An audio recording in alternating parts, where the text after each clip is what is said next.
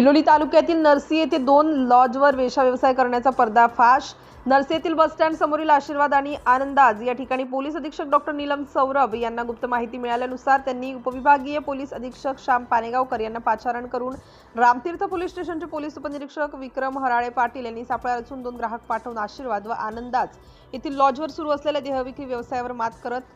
7 महिला व 10 पुरुषांना ताब्यात घेऊन महिलांची सुटका करून 10 जणांवर महिला पोलीस कर्मचारी अश्विनी गायकवाड यांच्या फिर्यादीवरून 153/2026 नुसार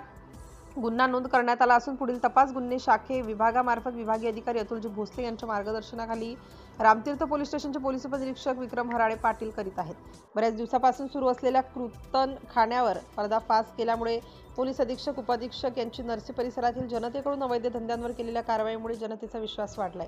सिटी इंडिया न्यूजसाठी प्रतिनिधी संजय संतोकराव हलबुर्गे।